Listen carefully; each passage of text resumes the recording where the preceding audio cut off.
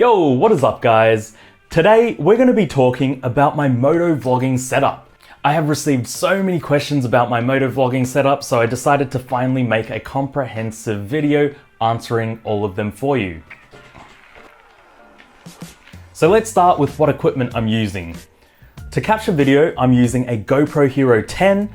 To mount the GoPro to the helmet, I'm using a chin mount from motomounts.co.nz. In terms of audio, I'm using a Zoom H1N recorder alongside a generic eBay microphone that has been smothered in foam. I'm also using a chin curtain that has been fashioned out of Velcro strips and the packaging from a rice cup. And that's pretty much it in terms of equipment. Let's get to the juicy stuff. We're gonna start with audio because audio has been the biggest headache in my motovlogging journey to date. The thing is, I didn't see it coming. I thought it would be video that would be the hardest part about all of this, but no, it's audio. The most significant decision you'll have to make regarding your audio setup is whether you want to go internal or external. Internal means hooking up your microphone directly to your video capture device so that it's all one self-contained unit. External means hooking up your microphone to an external device such as your phone or an audio recorder, such as the one that I'm using right now. The thing with the GoPro 10 is that you actually need to purchase either a mic adapter or a media mod in order to connect a microphone directly to it. And neither of them are cheap. So I decided to spend a little bit extra and purchase an external sound recorder, the Zoom H1N. Let me give you guys a quick idea of what the pros and cons to going with an external setup are. Starting with the pros, an external recorder offers you so much more adjustability and fine tuning with your audio in comparison to an internal setup. You can adjust the gain, you can set your low cut, you can set limiter, you've got auto gain available to you, and in general, you just get more control of your setup and the situation as a whole. The second biggest pro to using an external recorder is that you can actually use it for other forms of content other than just riding around motovlogging, such as what I'm using it for right now.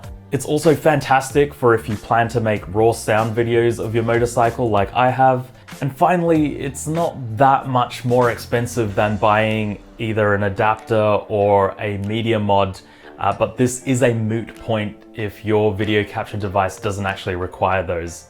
Now moving on to the cons, and let me tell you, there are quite a few of these, unfortunately. So the first con, and this is in my opinion the biggest one, is the pure inconvenience of having to set your video up separately to your audio. With an internal setup, you simply hit record and you're good to go.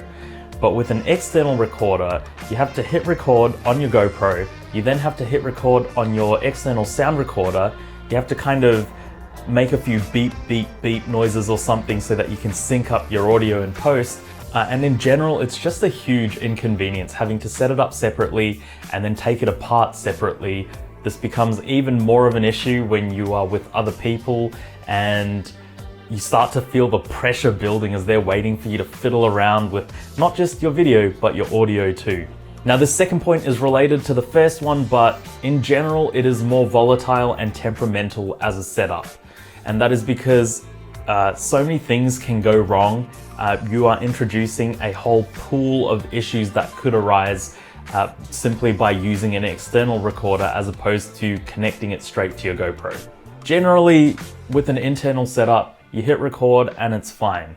But with the external setup, if you get a setting wrong, that's your audio ruined. If your batteries die halfway through riding, that's your audio gone. If there is a tiny bit of a loose connection between the numerous connections that exist in this setup, then your audio is gone. And I say numerous because you've got the audio recorder, you've then got an adapter, and then you've got the connection from the microphone to the adapter. So there is just scope for things to go wrong. And yes, most of it is user/human error, but that doesn't change the fact that these problems do exist and you might be faced with them. And this third one's much less of an issue, but I do find myself chewing through AAA batteries when I'm using my sound recorder. So if you're planning to motovlog, to simply ride around while talking and nothing else, save yourself a world of pain and hassle and go with an internal setup. Let's move on to the microphone. When buying a microphone, I wouldn't worry too much about the quality. You're riding around at speeds that may reach well into the triple digits. At that point, wind noise doesn't discriminate between a $10 microphone, and a $100 microphone. It's all gonna sound crap compared to sitting in a nice comfy room with no wind noise. I started with a Purple Panda microphone, which is actually what I'm using right now to record this video, and I found that the quality was too good. It was too sensitive. No matter how much I reduced the gain on my sound recorder, the wind noise would still introduce popping and clipping to my audio no matter what.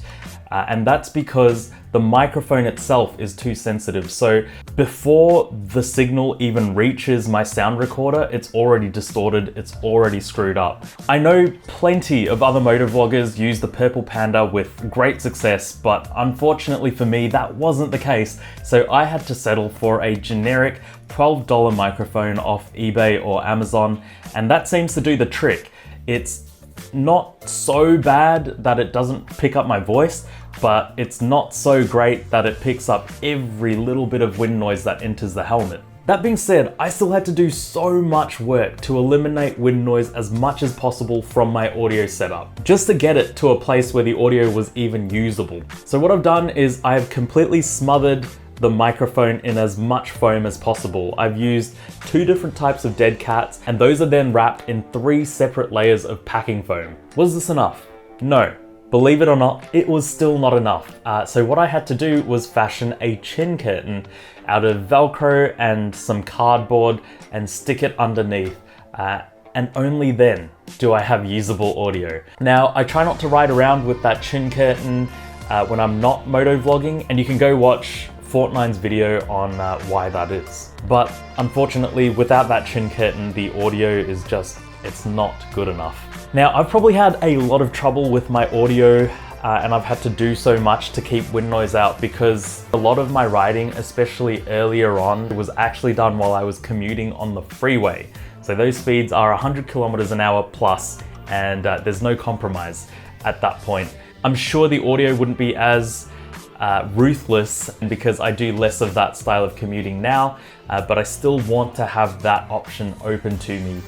So I don't want to only be able to ride and vlog at 60k an hour. Beep, beep, beep, beep.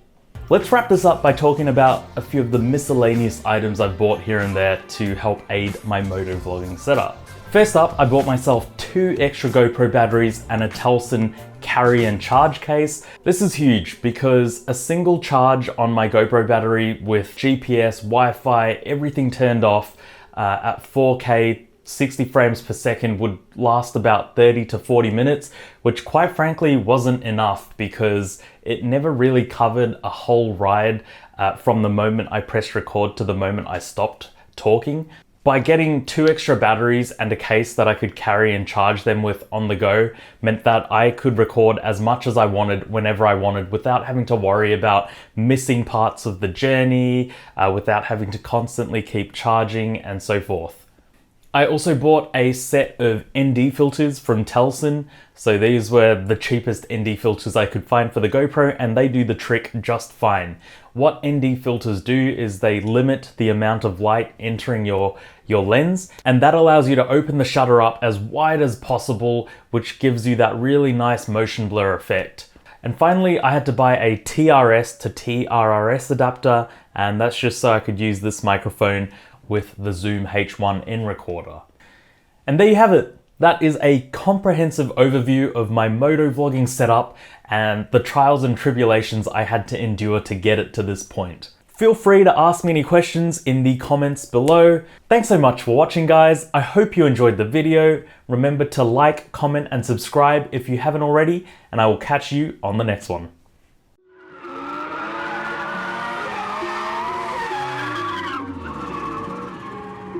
You say you got them guns, but I've never seen you bang. You say you got them drugs, but I've never seen you slang.